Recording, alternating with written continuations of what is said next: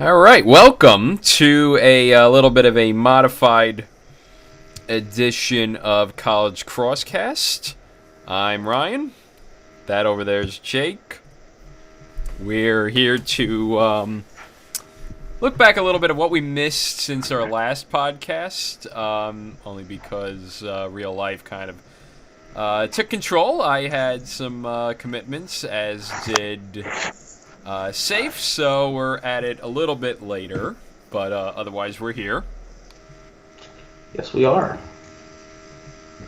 Let me just maneuver my window so I'm still looking in the camera, but can actually look up the stuff we're going to be talking about.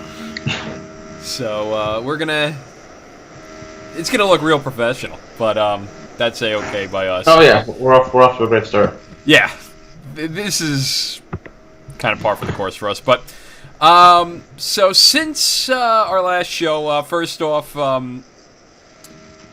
would like to point out that Kathy Reese definitely hangs out with John Desko.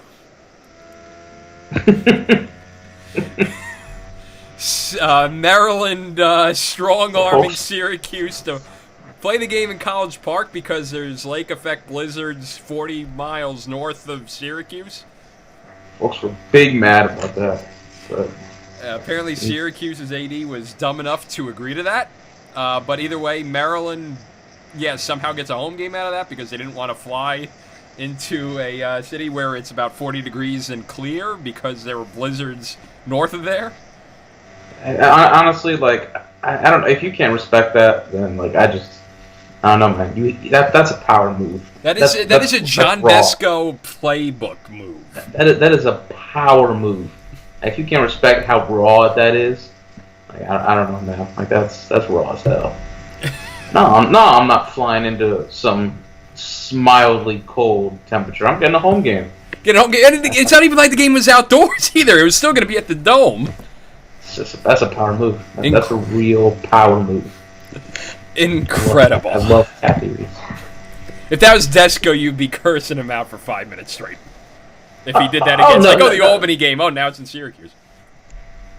See, the thing is, Desko is just so, this is just a blatant power play. Desko, is just so mundane about it. It's we're just going to play him here or whatever. It's just, if you're going to be the heel, be the heel. This is a power move.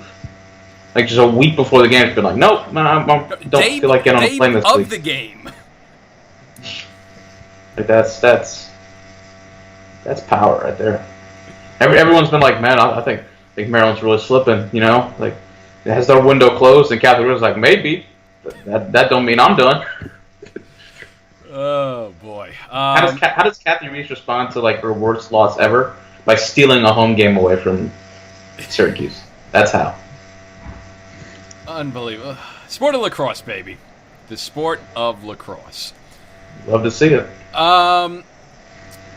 We'll start off, since we last talked last Saturday night.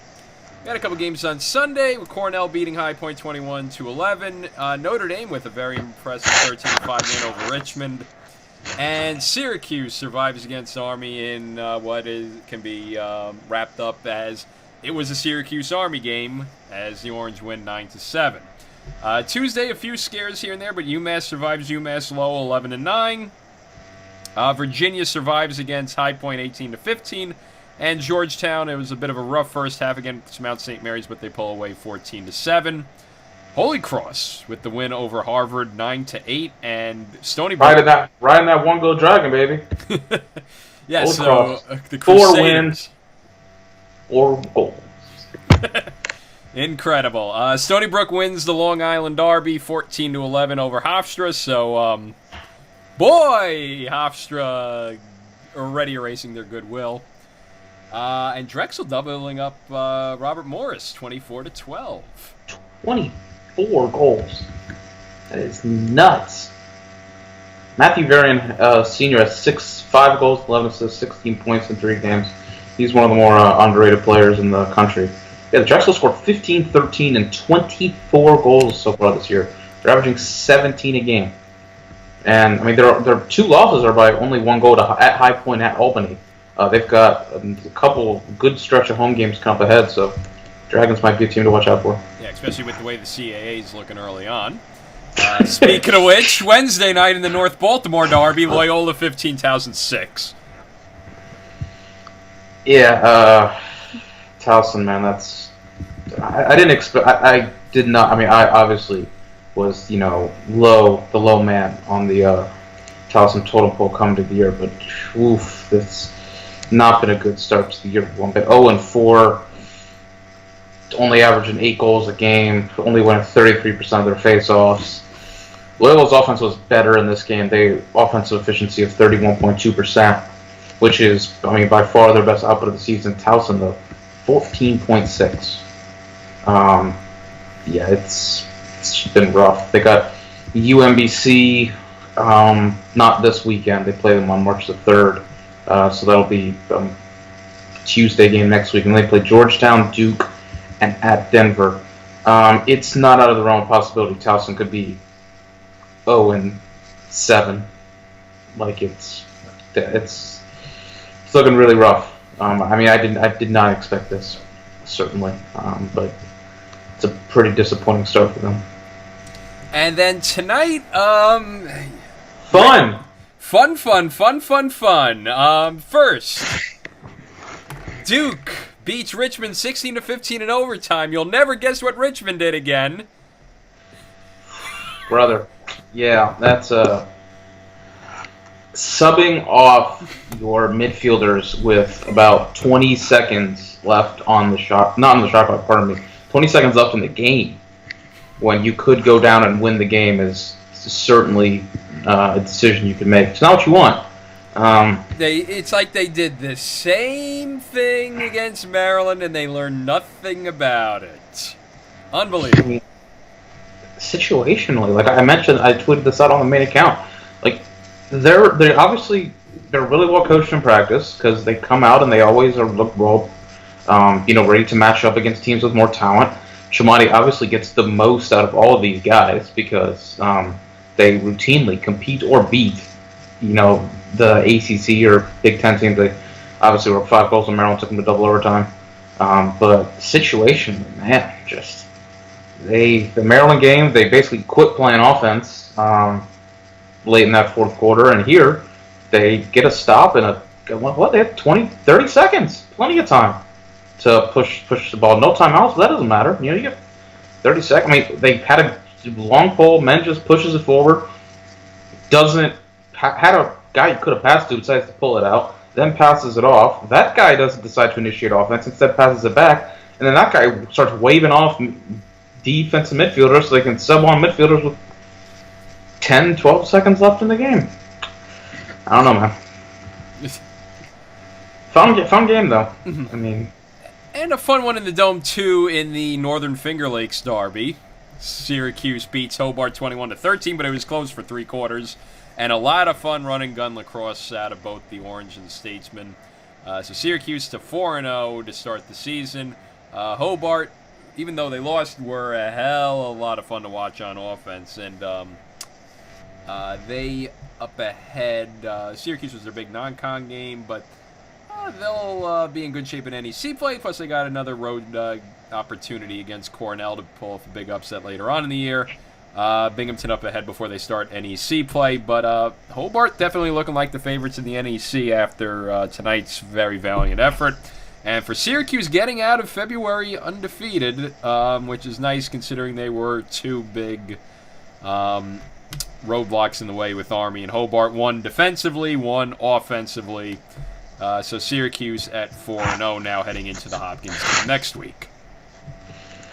They look good. I don't think there's any disputing that. I'm interested to see what happens when they don't dominate face-offs, because they've really put the boots to teams facing off. They're facing off at 68%.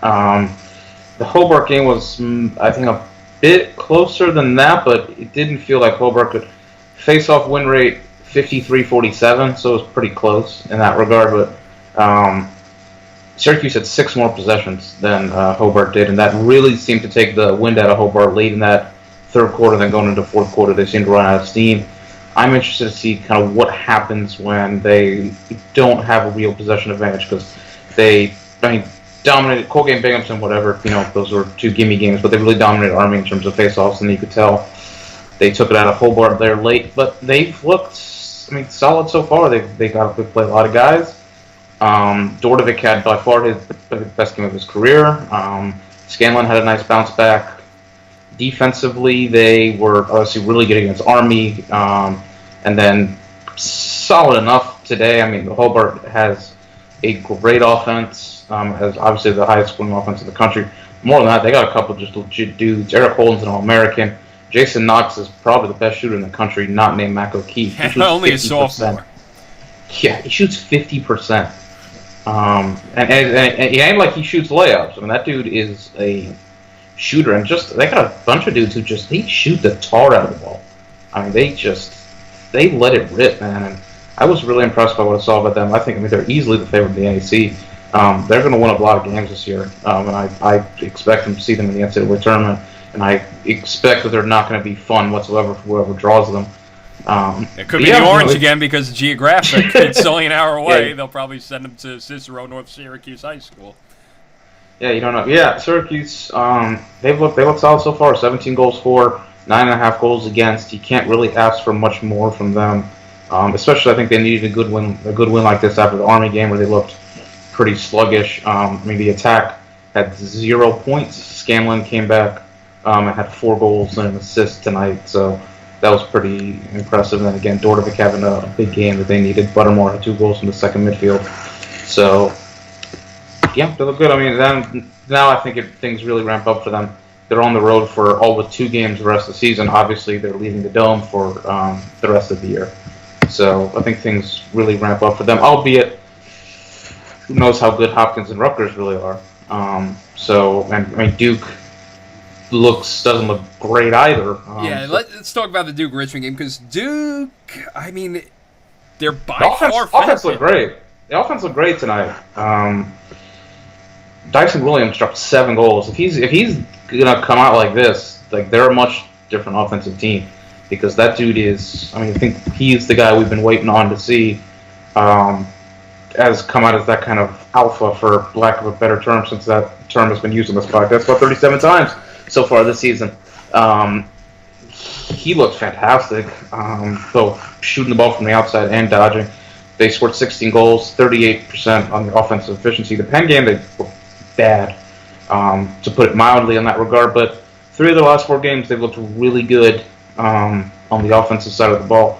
But, coming into the game, they were 23rd in offensive efficiency and 48th in defensive efficiency.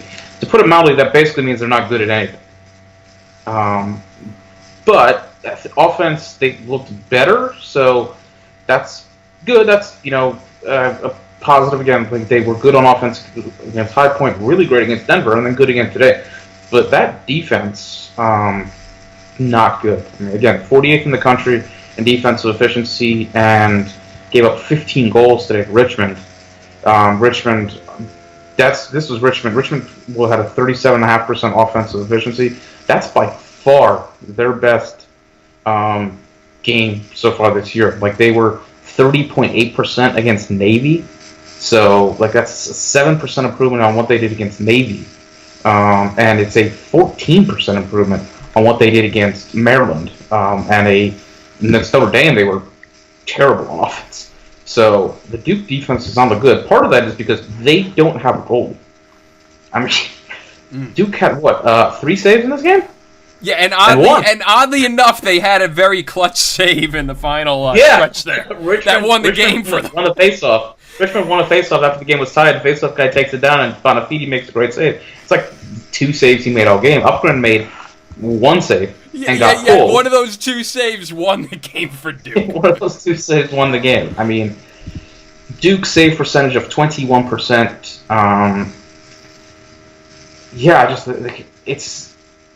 It's not that goalie play is a problem for them. It's I don't know what the solution is, because Upgren starts and seems to get pulled every single game, because he was saving it 42% coming in, and that's going down after tonight. And they put in Bonafide, and he couldn't make a save all game except for right at the end when he does that. Turner Hopkins saves 39%, and Andrew Bonifati saves 44%. That's really bad. Danny Fowler is not walking through that door. No, and Fowler, Duke has had mediocre goalie play before. I think Duke in 2014, when they won the national championship, had maybe the worst goalie play of any national champion that, in recent memory. Kyle Turley saved 48%, Luke Aaron saved 50%. But this is different. All those dudes who were on that 2014 team were not on this team, and B, 50% is a lot different than 42. So their defense, they're young, so some of the off-ball issues you see is not totally surprising. That could get better, but if they're not getting saves, I don't really know how much it gets that much better. So I think they are. I think they're in trouble. I think. They got Furman next, and they got Loyola, and they got Jacksonville and Towson. I think they can win all these games, but in ACC play, I think they're an underdog against every team they will play. Yeah, the way that they're looking, they're easily the 5th best team out of 5 in the ACC. The offense looks like it's coming around, but here's the thing: everyone in the ACC looks good on offense. Yeah, Carolina's got Chris Gray, and Syracuse has got a lot of dudes and looks really good. Notre Dame, we'll see. They play Maryland tomorrow, which we'll preview, but they've looked good so far. Virginia. They haven't looked. I think Virginia should be better so far. That's another thing. Virginia barely beating High Point the other night. Yeah, Virginia. Hadn't looked to me spectacular yet either. But still, Virginia's got that top 4, and that one new guy Payne Cormier looks really impressive as a freshman. So. Yeah, I think that's, That could be a big issue for Duke going forward. I know you hate talking bracketology in February, but we're not doing that. But I'm saying if the Ivy League continues to be good and Duke vis-a-vis the rest of the ACC, that could get a little problematic for the Blue Devils. Yeah, they needed to win this one because 2 and 3 would not have been the way to start. It gets a bit easier for them now. That Loyola game at Loyola on March the 7th is going to be a really interesting game, I think, because Loyola hadn't been great so far this year, but Loyola wins a lot of faceoffs, and that's kind of Duke's, big advantage. When they don't win faceoffs, they don't look particularly great, and it's not like they're an amazing facing-off team. They face off at 57%, and Ginder and Stein are good faceoff guys, but they're not, TD or what Falp was doing. He was winning 76% coming today, or Charlie Leonard at Notre Dame. So. Yeah, and look, all their games have been, aside from the High Point game, have been close. And they played close games last year, so they don't blow you off the field athletically. They don't. That's one thing the Duke teams always seem to have is just dudes, big, fast. They don't really blow you off the field in that regard. And then again, I mentioned this as well. Danowski has forgotten more stuff about lacrosse than I've learned, but. This thing where he's splitting the midfields, that second midfield is Duke's best midfield. It's just way better. Duke's first midfield so far this year. Now, Kai Montgomery has 6 points in 5 games. Kevin Quigley has 2 points in 5 games. Those dudes are not delivering for you. But Bador has got 15 points. Caputo's got 19 points. And Garrett Ledman, the other guy on that Duke's first midfield combined this year has 10 points in 5 games. But, Caputo and Bador have got 34 points combined by themselves. Caputo's tied for the leading points on this team, and it's why is he playing the same number of minutes as these other dudes? I know Danowski likes to play a lot of guys. That's his thing. It is still February, so, you want to build up depth, and because that helps coming down towards the end of the year. But depth doesn't matter when the guys you're playing don't actually do anything. It's you can play. Normally, you can play your second midfield all you want, but if they're not threatening, well, what does it really matter? Because it's a waste of a possession. And right now, when Duke plays that first midfield, it's pretty much a waste of a possession. I think they need to ride that second midfield to basically turn it into their first midfield. Maybe you give Montgomery a leash because he is talented and has shown flashes, but I don't know. He's a junior, and I think we've all expected him to be better than he is right now. Because he had a lot of expectation on him. He's shown flashes, but so far, he hasn't looked particularly great. But yeah, there's 3 of the last 4 games that looked really good on offense. So maybe they're figuring out on that side of the ball. But I I don't know. That defense doesn't look great so far, and I'm not really sure. And obviously, the goalie play is a mess that they need to figure out. And I don't know. I'm not really sure about the optimization that Dino has put forth so far this season.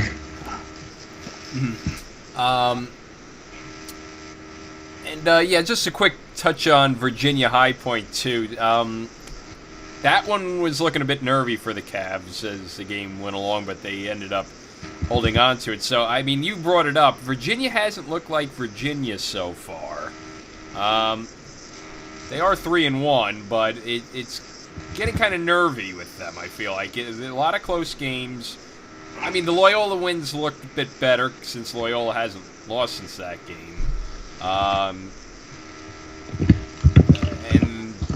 What do they do well right now? Yeah, like, what do they look when you watch them play? What does it look like they do particularly well? And I know people are gonna bring up the offense, but 39th in offensive efficiency. That's not great, you know. And to be fair, if they're not Lars, or rather, for lack of I probably should say Sean Kerwin, since it's really Kerwin's offense. Lars just works more on some of the other parts of the game. But that offense is not always the most efficient offense in the world. It can rely on transition and basically say, we're going to beat you because we're going to wear you down because we're going to run so much, and we're going to have so much more, shots and possessions because either A, good face-off play, which they've got with Petey LaSala, or with fantastic transition play. But here's the thing: their transition game is gone for them. Like it just ain't there. Yeah, you definitely saw it in the Princeton game. That Princeton was beating them at their own game in the transition. And for Ryan Conrad was, I said, aside from Pat Spencer at Loyola, he is the biggest loss anyone in the country had from last season. That dude, 49 points last year, 31 goals, and 93 ground balls. Think back to that Maryland game they played, where a Maryland team that was limping into the tournament that everyone pretty much thought was Tillman's worst Maryland team in years, was up 12-8 on them with 5 minutes left, and Virginia came back because Ryan Conrad took the game over and just won it essentially by himself. Scored a goal, got a ground ball for face-off, scored another goal, got another ground ball for face-off, and they just built possessions after possession after possession, and then came back. They don't have, obviously, anyone close to that, but they really are not pushing the ball in transition. Their pace is still high, but it's not effective, really. They're not getting a lot of goals. Yeah, I mean, the good news for Virginia is they scored 18 goals. The bad news is they're playing a High Point team that gave up 23 to Maryland, 17 to Duke, 15 to Drexel, 21 to Cornell.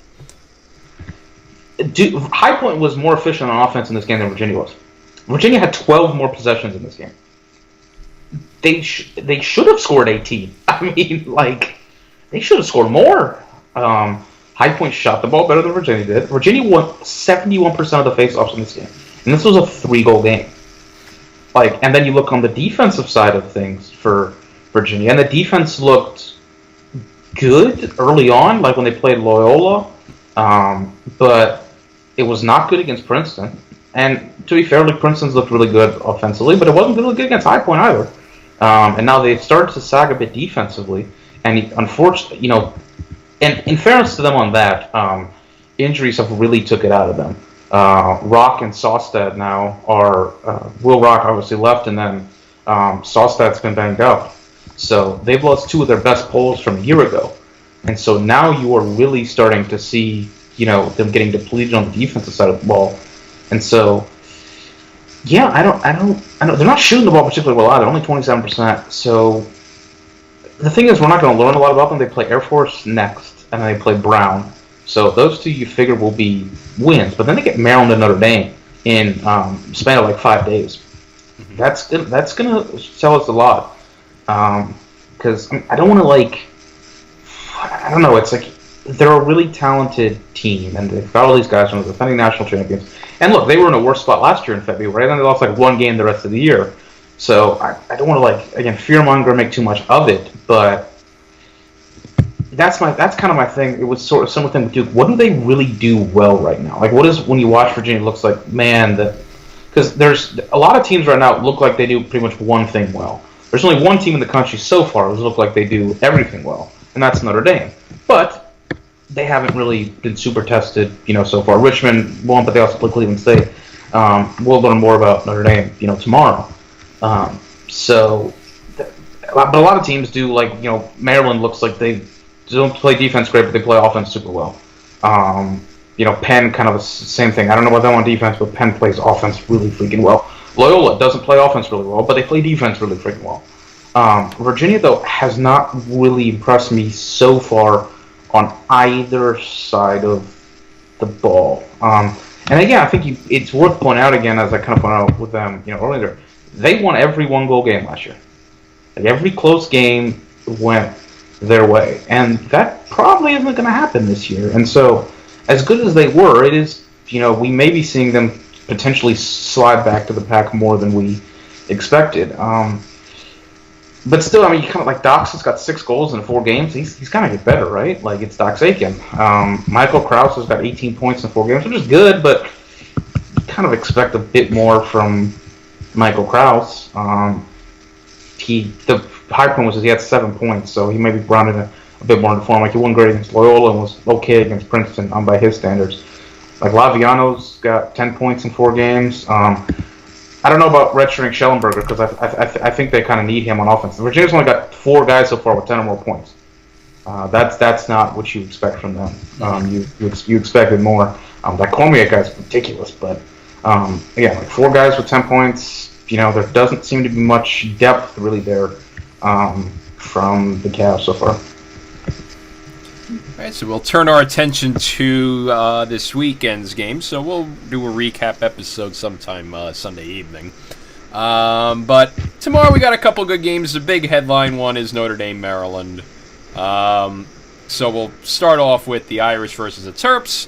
We'll start to see if the Irish are for real tomorrow. See if if Maryland can avoid getting into a big hole for starting a game for once. They'll have a doubleheader with the women's team because of Kathy Reed's strong arm and Gary Gate.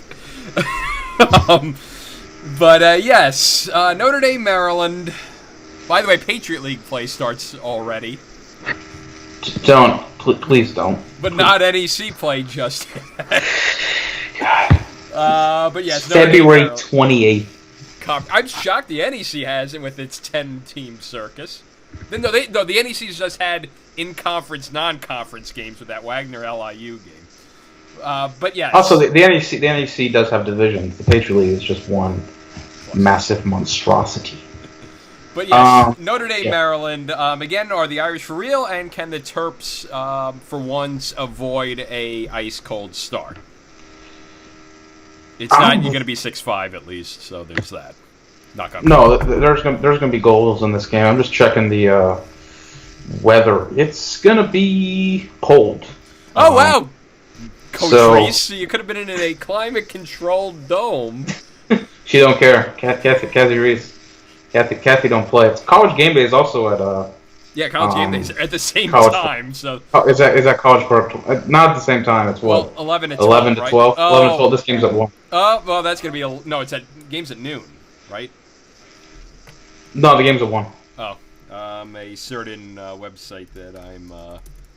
I'm almost certain it's at 1. Either way, it's gonna be cold. So maybe that. Not terribly. It's gonna be like 40 degrees. So, there have been worse February games, but not. It is like 1 I think it's gonna o'clock. So there you go. Website is outdated. Okay. It's not like it's gonna be balmy necessarily. So maybe that could play a part. I do expect there's gonna be goals in this game. Because both of these teams have shed great offenses so far. Notre Dame, perhaps a bit more surprisingly, Maryland, has shown what we expected from them.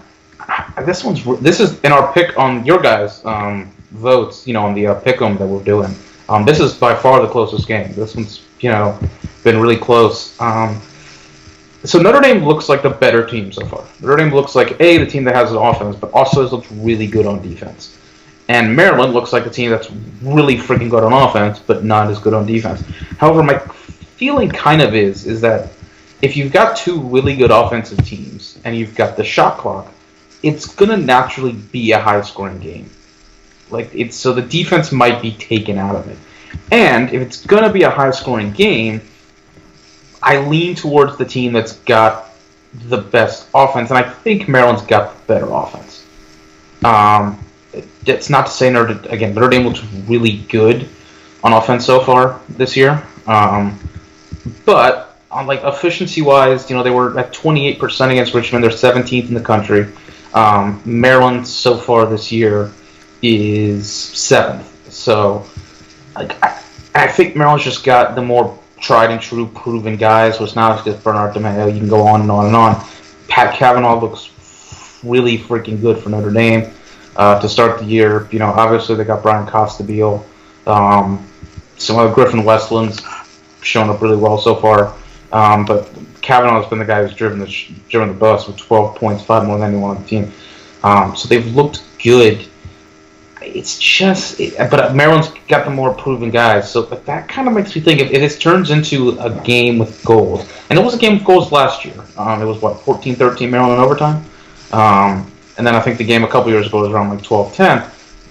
I lean towards Maryland just because I go with the team that's got, I think, the better offense and more of the guys who can beat their man, solve problems. Also, Maryland is the much faster team.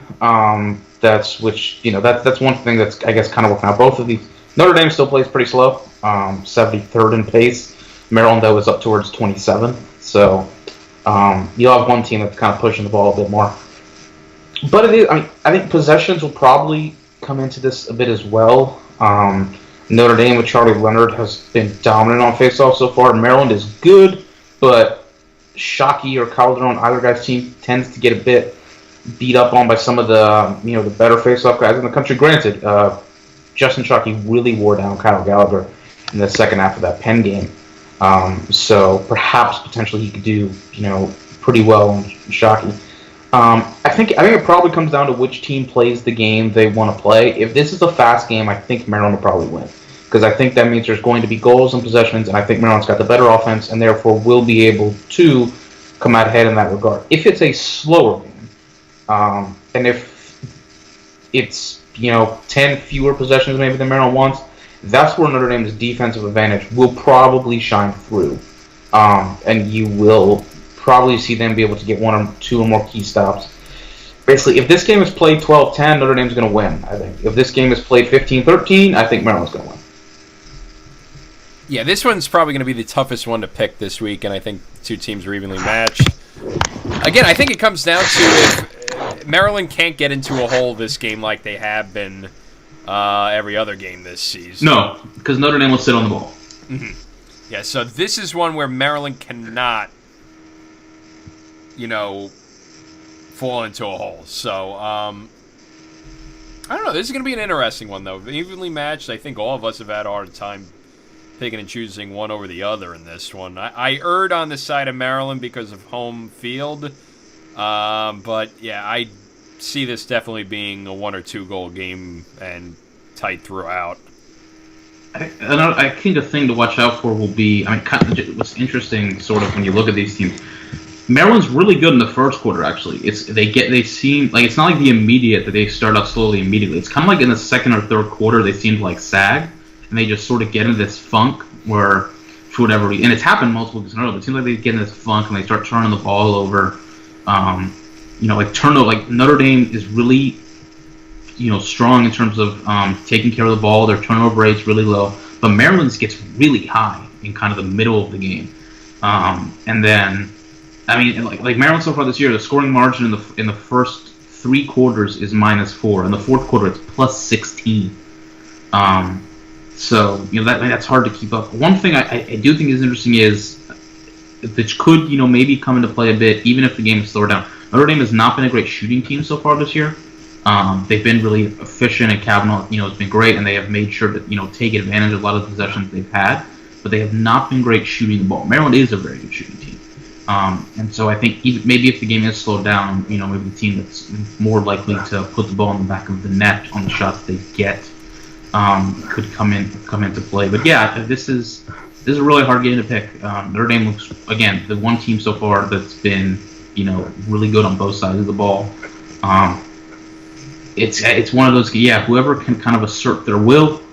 Some of that might come down to, face-offs, or it could potentially come down to goalie play as well. Who can get some saves. Liam Entenmann has been really strong. The freshman coming in for Notre Dame, because they had some questions at goalie last year. He's really come on and been strong for them, giving them a lot. Chris Branda was obviously been good for Maryland. Whoever can kind of assert their will, I think, is going to have success in this game. But I think this is going to be a good one. And this is by far, I think, the toughest game to kind of figure out going into this weekend.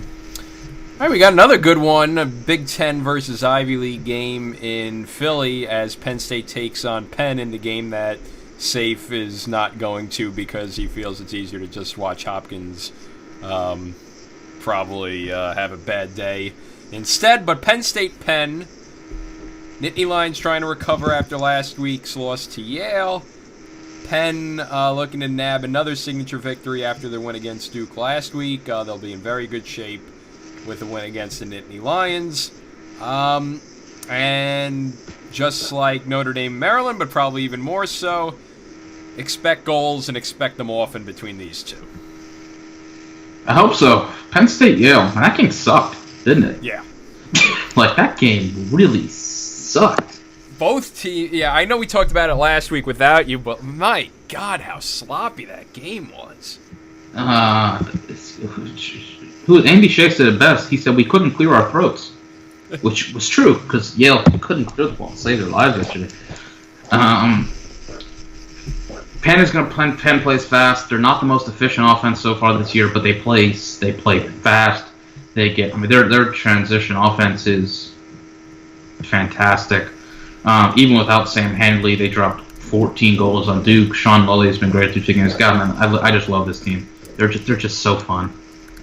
They might be the most entertainment value in the sport at this point in time, and I think that'll be. Penn State looked last week a bit just kind of, I don't want to say not ready to play, but they just look kind of a bit rattled, like they just look off kilter. And Penn, if you're off kilter, man, Penn is going at you, like they will take it down your throat. Yeah. And I mean, part of it is I think Yale is in Penn State's Yes, I do. Yeah, I think that's it. I mean, it looks like it's like the boogeyman. Like they just look, someone goes wrong against them and they get kind of like frightened. Like, oh God, here it's happening again. It's like, I mean, it's like the Capitals and the Penguins in a way. Like, but you can't let it happen again because kind of like back in the day where the Rangers were like the Penguins, Penn's like Yale. Yeah, I mean, I know making a connection to the Caps, but yeah. The thing I'll say is Penn State's defense has looked really, really good this year. It's looked a lot better than last year. And while it didn't happen for them last week, if Penn State is going to play top 20-ish kind of defense, man, they're going to win pretty much every week because that offense is. I mean, when have they ever had 2 bad weeks in a row? Like they had a bad week last week, but are they really going to have 2 bad weeks in a row? That's kind of where I lean on this one. I think I picked Penn just because everybody else picked Penn State, so I got to take one for the team, so we don't look bad. But if you ask me who I think Penn State is the more well-rounded team, and I don't. If they do come out shaky again, like if again they come out and they're a bit off kilter and they're sloppy, then Penn is going to just go right at them. It'll be like what Penn did to Maryland when Maryland was really sloppy and kind of just couldn't quite get things going. They're just going to go and go and go, and they're going to come at you and they're going to score goals. But if Penn State is locked in and ready to go, then I just think they have more ways to win. I don't know if Penn can really rely right now on their defense. It was really good against Duke, and really good at forcing turnovers. But against Maryland, Maryland really was able to take it to them, late in that game. Granted, that was Penn's first game. So I think Penn State could probably lean more on their defense, and then as good as Penn is on offense, when Penn State's at their best, who plays offense better than Penn State? So it feels like a bit kind of maybe Penn's just kind of matching up a bit against the brick wall in a way, because, I mean, if this game gets into a shootout, I mean, it'll be fun. I mean, this could be game of the year. Like, it has that kind of potential. Like, this game could be phenomenal. If it gets into kind of an all-out sort of, shootout. But if it does that, I mean, it's hard to. I mean, maybe Penn plays faster, and maybe that could play a role. But then again, if it comes down to who can get a bit more of the stops, I trust Penn State in that regard. Their defense has looked really, really good this year. And as poorly as Yale cleared it, we got to give Penn State really a lot of credit for that ride. I mean, they rolled the hell out of the ball. And they, can force some extra possessions of their own in that sense. Colby Knies has been much better on goal for them. That's given them a big boost as well. Face-offs, I think, is a watch in this one. You got two great guys, Arceri and Gallagher. I think this will be a great game. I do think Penn State probably has more ways to win. And I think Handley's absence will show up more in this game because Penn is going to get a lot of transition opportunities and goals. That's what they do. But in the 6-on-6, he's a bear. I mean, that dude's a monster. And they're much harder to stop in the 6-on-6 when you got to stop that guy. Because like Lully's looks really good so far, and Goldner's a great player, but Goldner's a bit more off ball. You don't have to kind of account for Goldner as much. That's kind of where things, sort of came up short for them against Maryland in that second half, was that they kind of had two guys, you kind of got to stop in terms of on ball. And, as opposed to having to account, like with Penn State, man, you got to account for A-man. O'Keefe, is an awful shooter, but man, O'Keefe's shown some ability to get to the cage a bit this year. Then they got, Malone and Folds and all those Canadians who can, make ridiculous plays. So I think Penn's going to have to force it to be a really fast game, and if that's the case, it's going to be fun, and they definitely have a shot. The game is in Philly, so that'll come to play, but I just think Penn State's got more ways to win. All right, we'll turn our attention now to the biggest game tomorrow between a team with light blue against a team that's known for a tyranny coaching them. I'm talking, of course, about the Nassau County Derby, LIU at Hofstra. No, we're not. We're talking Hopkins-Princeton. I thought we were talking LA Hofstra for a minute. I love it, baby. Hofstra. You guys thought for a second that I wasn't going to get a chance to make fun of Hofstra early this year, and guess what happened?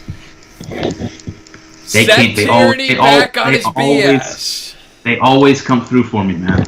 Always come through. And I will say, I hope LIU finally wins. I hope LIU wins in like the first year or two of this rivalry, because the biggest kick in the tail that Hofstra could get is a team 10 minutes away from them beating them. And for the record, LIU has been close in every game so far. Mm-hmm. I don't think LIU is going to win. I think Hofstra will probably win. As a lifelong LIU D1 lacrosse fan. Gotta get the new logo, man. Gotta get the new logo. I know.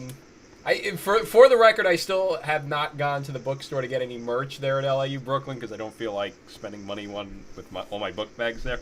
Maybe when I head up to Brookville to post campus to catch a game, I'll finally get some merch because that baby blue and yellow looks so good. It looks great. It does look really great, man. I love their unis and their colors. But yeah, like LIU's been good in every game so far. I mean, they lost to Siena by 2, lost by 1 to Wagner, and were competitive against St. John's. They lost by 2. That was a high-scoring game. Mm-hmm. They can score some goals. I don't think they can't win face-offs. So that would probably be what kills them. But they've been competitive so far. Mm-hmm. And so, I mean, like, Hofstra dominated Wagner, and LIU lost. Not the transitive property is how you should make your decisions in life. But root for Nassau County Derby, Schadenfreude is what we're getting at here. Yes, like if you want Hofstra to accomplish something at some point in the next 35 years, root for LIU win. But and then the other light blue versus team known for having a tyranny coaching them game, Johns Hopkins at Princeton. Does the nightmare continue for Hopkins and the dream continue for Princeton? Or do we go back to, I'm sorry for butchering up group love, but back in the 90s, I had a very good, I screwed it up. I had this also. Back in the 90s, I was known for my, you better do it this time or else, alright, you had your chance. It'll come back, I gotta write it down, because I had it, I rehearsed it. It'll come back to them after we finish. It'll come back I'll do it at the end of the segment where I'm doing my new Princeton meme. Anyhow, Hopkins Princeton. Beginning of the season, Hopkins on the way down, Princeton on the way up. But this is post-Bill Tierney Princeton, where they find ways to screw things up. But the heat is on Hopkins. Our good friend Adam Epstein was was watching the stream. He chatted Raymond or Nadalin or other, which means Hopkins fans are going all Arsenal fan on us. Is it time to go after tomorrow? Because Hopkins would drop down to 1-3. I'll put it this way: they have to win one of these next 2 games. Yeah, so either Princeton or Syracuse. They gotta win one of them. Good luck. Or else they're royally effed. Because I don't. You never want to pronounce teams dead after like a month. But if Hopkins is 1-4, I will more than likely pronounce them dead. So they've got to win. So I'm stuck in 2 minds on this. Princeton is Princeton, but they looked really good. Like there's not like an obvious like weakness with them so far. Like they have looked solid defensively. Like they did a good job against Virginia, all things considered, considering the guys Virginia has. And then like Monmouth and Colgate were kind of nothing, but they're giving up 10.7 goals per game. Offensively, they are just dropping goal after goal after goal because they have the greatest lacrosse player of all time. And like it's kind of with them. It's like, man, like where's kind of the weakness? Like I can't find one so far. That's not to say they're like unbeatable or anything, but it's like it's not like I can point to like, yeah, I think that's going to come back to bite them. The one thing I will say that gives me a bit of pause is that Eric Peters, I think, played the best game of his career last week. That dude was amazing against Virginia. He had 16 saves on 19 shots against in his first 2 games, and then made 16 saves last week, and some of those were just like ridiculous saves. I mean, that dude was, like looking like a cat out there. I don't know if he's ever had 2 really good games because he's been a decent goalie, but he's never been he's been like a 50% kind of guy for most of his career. Last year he was 53, so he's been good but not great. Like, is he going to be great 2 weeks in a row, or is he going to regress back to the mean? And if he does, I think that may not bode well for Princeton. So that's kind of where I that's kind of my sort of pause. And they played really, really well last week. I mean, they beat Virginia basically everywhere on the field. We haven't seen Princeton play that well 2 weeks in a row in a while. For Hopkins, that's the thing with Hopkins so far. It's like, where is the optimism kind of coming from here? I think that don't worry, if Adam was on with us, he'd be spending 20 minutes talking about how every player on the team is going to show up and be all Americans. I don't know. Like, they need somebody to. I guess if Joey's healthy and he plays great, that'll give them a spark on offense. And they've got the midfield looks solid. Garrett Degman's got 7 goals in 3 games. Zinn shows flashes, but he's got to shoot the ball better. He beats his man, but he doesn't put the ball in the back of the net. I feel like they're due for like a bounce back to some degree. Like, I don't think they're this bad, so I think they're due for kind of a boost, and I think they're going to win some face-offs. So if they can win face-offs, and if Epstein's healthy, I think they're going to score some goals. And then, that gets them in the game because you're going to have to score goals. Against Sowers and Darby's looked pretty good so far this year, so that'll give them a shot. But I think they're gonna need Epstein to have just a really, really, really big game because the only way to stop Michael Sowers is to pray. But there's no way to play him other than praying. But the one thing I'll say is he does so much on that for that team. Like, with all due respect to some of those other guys, those guys just couldn't beat shorties. Like, some of those guys, like Chris Brown, could not dodge against a short stick, and yet they still dropped 16 goals because they got that dude out there who's guaranteed to put up 8 points. So maybe if Hopkins can, they've done a good job against Sowers in the past, but that was when they had Pat Foley, and they don't have Pat Foley anymore. maybe if they can, find a way to maybe slow him down a bit, and Epstein can have a big game. This game could, and Peters kind of regresses a bit. I think that's sort of kind of the hope is Hopkins can't. I don't think Hopkins is this poor, and maybe Princeton isn't as good as they were last week. And if Hopkins can get some things going on offense, I think Hopkins has the better athletes probably. And if they get in a rhythm on offense, maybe they can outrun Princeton in the middle of the field, and win a shootout, a 14-13, 15-14 kind of game. I think that's probably what they're looking for. But they need a jump. Like they need something to go well for them because they've looked just stuck in mud for the last 2 weeks. I mean, one thing I will say is they were in that Carolina game, and then they took 4 penalties or whatever, and Carolina scored 5 man-up goals in a row.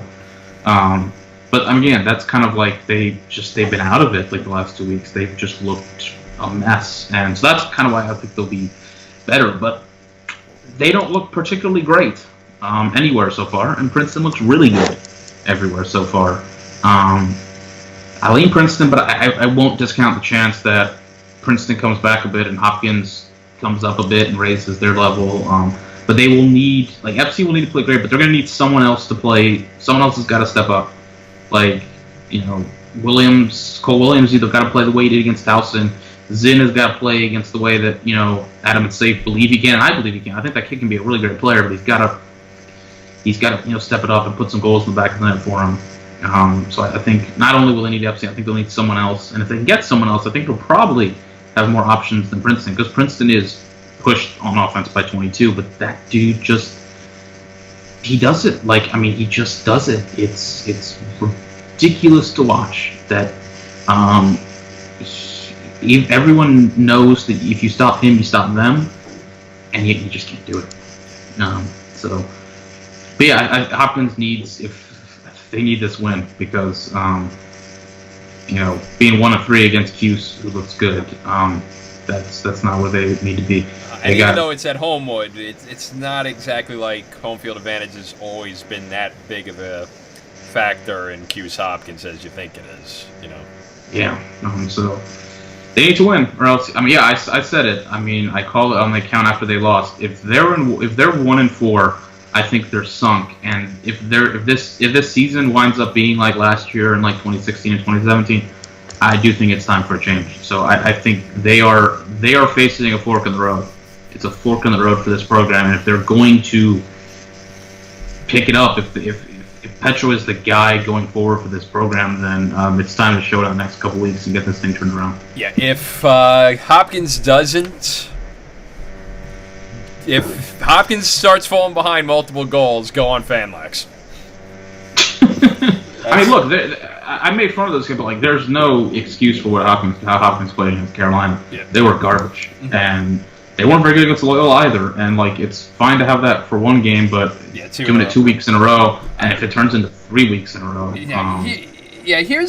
the odd thing about it is, as garbage as Hopkins looks, watch them win this, because freaking Hopkins, every time it looks like it's an absolute disaster, something salvages it. So, again, the Arsenal theory. They salvage it, but they don't actually salvage it for, that long. Right, exactly. The Arsenal theory. I think that's the problem. That's my point. If they win this game, that's good. And if they beat Cuse, that's good. But then if they wind up going in Big Ten play and finish 8-7, that doesn't change the fact that this program needs something else. They need. It's time. It's either got to pick up now, or it probably is time for change. This is as big early season game as you can have for a team. I think, especially considering kind of how this group has fared in recent years, and considering what they've got coming up. If they can get through it, if they can get one of these, they got the schedule is a bit leaner for them to rack up some wins in the month of March. Mm-hmm. That, and I'm still a little low on Princeton compared to everyone else, because I feel like I've been burnt so many times through the years that I'm being very cautious with them. Believe in Mike, brother. Let's do it, man. All right, all right, and I got the BoJack Horseman end theme fixed up. So, back in the 90s, I had a very successful lacrosse team. I'm the Princeton Tigers, Princeton. Princeton Tigers, don't act like you don't know that I'm trying to hold on to my past. It's been so long, I don't think I'm gonna last. Princeton. You always hate to not last. There is a good reason I'm not a singer. But yeah, that is my run. Yeah, if Princeton goes back to doing a Princeton-ing, that is the meme. Oh, believe me, no one will be sadder than me. Like, It'll literally, be... I forced Princeton, Virginia, to be in the pick'em last week because I alone was going to pick Princeton. I'm in on this, man. I have been. Mike has sprayed his magic pixie dust on me, and I'm along for this ride, even though it will obviously crash and burn, probably. Yeah, I mean, it's like at this point we're just kind of willing Princeton on. Like it's not going to happen this year, man. Like I don't know. Like it's I'm going to believe.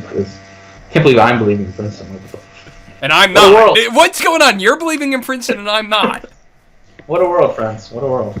The 1 year where I'm not believing in Princeton, the 1 year I'm not really believing in Cornell. I believe too much in Robert Morris, for example, for the non-power teams. That one didn't go well. Who else did I believe too early? That Ohio State. Believing in Ohio State hasn't really fared that well. But speaking of which, Ohio State will host Cornell on Sunday in the only televised game this weekend. So the games in Princeton and Philly will be on Big Ten Network. But Cornell, Ohio State at noon. Plus, big BTN, not the Big Ten Network. Penn State Penn is what on the ESPN Plus. ESPN Plus. Maryland Notre Dame is on BTN Plus. BTN Plus, and then Princeton Johns Hopkins is I think on ESPN Plus as well. Yeah, so your televised game on Saturday and Sunday is Ohio State Cornell on Sunday. This is.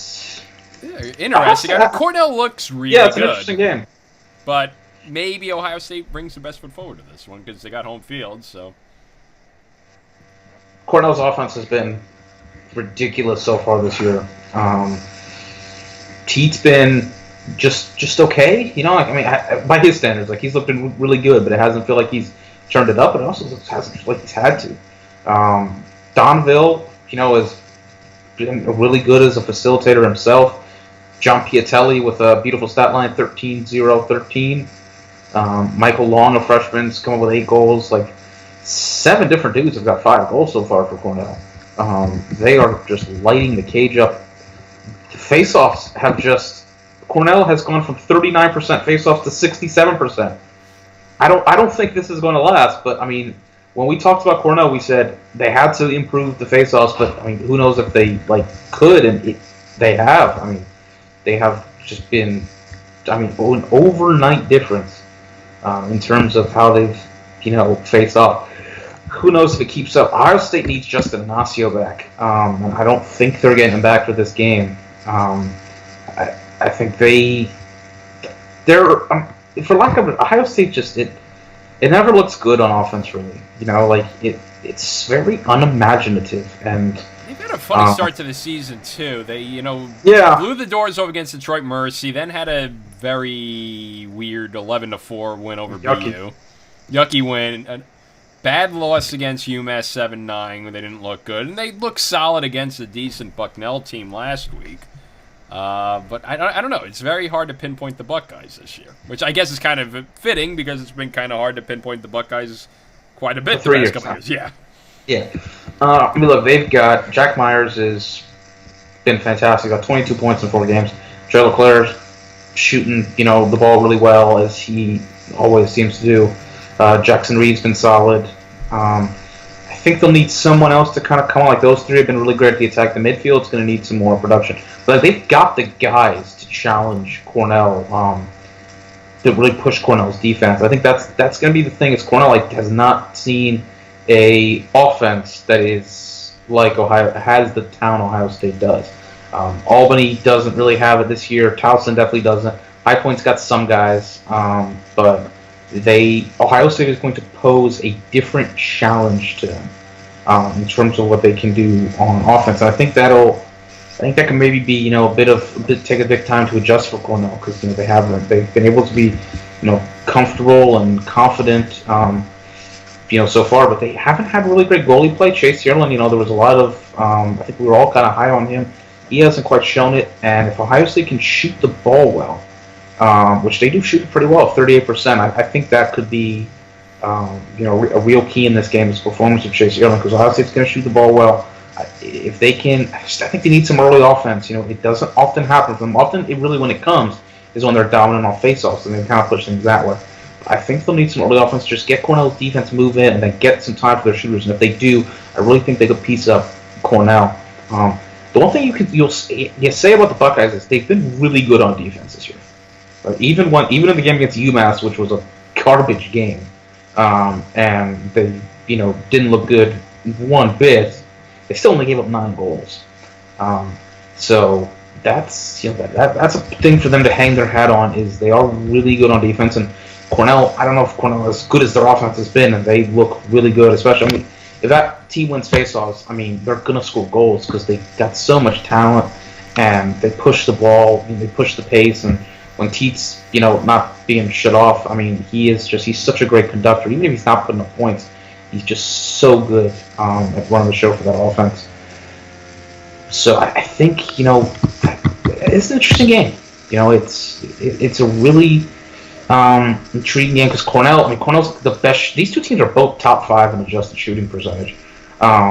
So I think you could maybe see some goals in this one, but I think that matchup between Cornell's offense and Ohio State's defense is going to decide the game, I think, because Cornell's defense hadn't been great so far, and I think Ohio State on offense at home, I got a feeling they're going to find something with Yearlin, not having a great start to the year. So kind of a real, kind of button of the heads, between Cornell's third in offensive efficiency coming into this game, and Ohio State on the defensive side of the ball is 8th. So you're getting a matchup with 2 top 10 units right there. I think this is going to be a really good game. I don't know. Someone's telling me to lean Ohio State in this one. I think I like that defense. I think their offense is going to get something going. But it's hard to trust Ohio State lately. Whenever you seem to kind of want to get on their bandwagon, it kind of seems to sputter. I don't want to say they need this win, but I think they need just a big win to kind of get them some good mojo and kind of propel them going forward. Of course, last year they got that win over Notre Dame. What was it, like March, and it felt like they weren't defeated, and it's like, there we go, that's that big win to kind of really solidify themselves, and then they fell off the rest of the way. So you can never be, too confident, but I don't know, there's too much talent on this team for me, for them to kind of just be sagging like this and kind of stay in one spot. There's just too many guys on this team who are just athletic and really, really good that I think. Oh, and Anasio was back against Bucknell. Justin Anasio did play against Bucknell, so that could really even the scales on this the face-off matchup. And if this is a close face-off game, or Ohio State can get the advantage, that'll be a key, as well. I think I'll lean the Buckeyes, but Cornell's played great. Cornell's looked, another one kind of like a Notre Dame, but they've just looked really, really freaking good to start the year, and that offense is. We said it for a long time. Like, A, what does Cornell's offense look like when they have the ball, and B, when Teet isn't getting shut off? And the answer has always been they're going to score a lot of goals, and you're seeing it to start this year. One other very good game on Sunday should be UNC heading out west to Denver. So North Carolina, they handled their first test against Hopkins. Now they got to go cross country into the mountains to play Denver in the Mile High City. Pios kind of need a signature win, too, because they have the loss against Duke. They have... Denver needs to play well. Yeah. Denver... Yeah, they only beat Cleveland State by 4. Now, I know that's because they do their back-to-back days of games with the Face-Off Classic there. But even still, they haven't had a runaway impressive victory yet this season. And, if you're UNC, getting it 5-0... with 2 very impressive wins would be great for them, looking really good against Hopkins last week, and if they could get a road victory at Denver, that's great for them too. But with Denver, they need to, if they got to kind of turn things around a little bit because they haven't had it really all there yet this season. Denver's kind of looked, I think, just kind of how those of us who didn't think Denver was a top 10 team for reasons unbeknownst to me kind of look. They're just okay. Like their offense is all right. You know, Jack Hanna's really good, and Ethan Walker's Ethan Walker to some degree. But J.J. Shilstrup, the freshman, scored 5 goals against Air Force, but then had 4 goals the next 3 games. They have no goalie. Like that's a big issue. Denver's had mediocre goalie play pretty much ever since Ryan LaPlante graduated. And it's continued this year. They're not getting anything from either of their goalies. Cole French is saving 43%. Jack Thompson, a freshman, has played limited, is saving 41%. Denver's played like 5 different goalies. None of them look good. So that's not helping them. And their defense is solid, but not spectacular. Like, again, Duke really took it to them. It's just Carolina. I think Carolina's a more talented team ultimately, and I think that's probably the real difference in this game. I'm not sure if I'm 100% sold on Carolina yet. You know, they were really good against Hopkins, but Hopkins also played just really poorly, and Carolina had a lot of man-up opportunities. But Chris Gray had his big coming out party for them last week with 8 goals, and they're seem to be firing on all cylinders. And I don't know how Denver wins this game, which doesn't mean they're not going to win. But I just don't know. Again, kind of what I mentioned a couple times. Will does Denver really do well? I don't know. Maybe they could win some faceoffs, and they could get some goals that way and rack up possession advantage. Maybe get that UNC offense, sort of off their game. And it is Carolina's first. They won on the road at Hopkins, but they seem to win every time they play at home with these days. First big road trip, they're going out to Denver. Denver's had success lately in this rivalry. I think that they won 4 in a row. They won it last year, I know, in Chapel Hill, and then 2018 they won as well. 2017, Carolina won in 2017. That game was in Chapel Hill, but Denver's won 3 of the previous 4. So Denver's had some success, in this rivalry, but I don't know. I don't really see what exact. Carolina's looked great so far this year, and Denver's just looked, I don't know what Denver does that really kind of wows you. Carolina's the best team in the country. That doesn't mean much. It's because it's February 28th, and different teams have played different schedules. But so far, North Carolina is the best team in the country. No one has played at a higher level than they have, and maybe that'll come back down to earth a bit, but nothing pops off the page about Denver. Nothing about Denver is really impressive. It's all just kind of fine, and it's hard to really get excited about those kinds of teams. We're really kind of bank on them to win. I think, again, I picked them just because everyone picked North Carolina, so I got to shit my neck out there so we don't all look dumb. But I don't have much to say on this because I don't really see much in Denver. God, first we got Jake believing in Princeton. Now we got Jake believing in North Carolina. I didn't say I believe in North Carolina. I really don't believe in Denver. Like I don't see anything in this Denver team. You got to give UNC. They blew up the first 3 games on their first test to some degree against Hopkins. They won 17-10. If they can win this one, they'll be 5-0, and then their next 2 games are Furman and Bryant. So. UNC is going to be a really interesting team because they could they're either going to just be a really good team all year long, like they're going to, be like 13-3 or, just kind of be in that top 5 and, win some of these big games. Maybe they drop 1 or 2, but they'll just be a really great team. Or because their schedule is a mix of really easy and they are playing really well, they're going to start like 8-0 and they're going to be one of those teams that peaks in like March. And because the back end of their schedule is Maryland, Duke, Virginia, Syracuse, Notre Dame. Like, it feels weird. Like, it doesn't feel like there's kind of a middle sort of ground to them. It feels like they're either going to be up this high level or they are going to. There's always kind of one team that, is like the first 2 months of the season national champion. where it's like, if we play the national championship today, they'd definitely be in it. And it's like, well, and then it turns into, well, this is why we don't play the national championship in March. That's what I feel like could happen with them, because they're playing really great, but you never want to peak too early. I mean, they're peaking hot right now. But yeah, I see nothing in Denver. Like it's a boring team. By the way, apologies if you see me yawning. I've been up since 5:30 in the morning. So, other games that are looking interesting this weekend, I think on Saturday, you got Villanova, Delaware in the Philadelphia Suburb Derby. That could be very intriguing. Marist, Bucknell could be a very good non-con game as well. Villanova, Delaware, I was surprised to see a lot of people picking Nova in the pick'em. That game, I was expected to see that divide opinion a bit more, but a lot of people are on Nova, and a lot of us are on Nova as well. Mm-hmm. That's an interesting game. But yeah, I mean, Delaware, to me, I think I want Nova. Just Delaware hasn't looked exceptionally great to me lately, and I think Nova's kind of finding something. But that could potentially be a good one. Mm-hmm. So that should be a good one. Marist and Bucknell. Bucknell's been okay. They had the loss against Ohio State, but they're solid 4-1. Marist, of course, had the big victory over Army, and they're at 3-1. So that looks like a good one there in Central PA.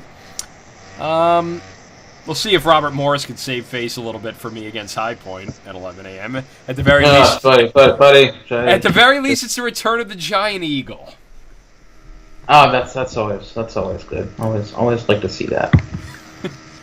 Does Quinnipiac have the random park this week? No, Quinnipiac's not playing this weekend. Yeah, they're playing. They're at Fairfield. They're not at the State Park and Random House across the street. The other great backdrop of college lacrosse. So you just have to settle for the Southern Connecticut Derby. Harvard, Albany. I don't know. Some people are apparently. I think we have ran through the interesting games this week. If we'll get into Harvard, Albany. Yeah. Well, there's Navy Lehigh as well. It just I think we've peaked. We've peaked for the week. Yeah, there's not that. There's some good games at the top, and then it's like Providence Derby, Providence Brown, maybe I don't know. No, brother, you're running out of steam. We are stretching it here at College Crossecast. Yale UMass would be more interesting if that was played on the concrete turf. If Gurley still had anything. Otherwise, we'll be back at it. Actual podcast on Sunday that we'll record. Thank you for the ones of people that have tuned into the stream, but we'll have it ready to go for replay in the game day thread. If you want to get our takes before the game, you could definitely go along. We'll be back at it recording actual episodes on Sunday. Follow us, Podomatic, Google Play, Apple Podcasts, Spotify. Subscribe on those outlets. We don't really post it on YouTube unless we have these situations like this. So thanks for bearing with us. Enjoy the weekend of lacrosse. And as always, stay hydrated. Becky Lynch for president. See you guys later.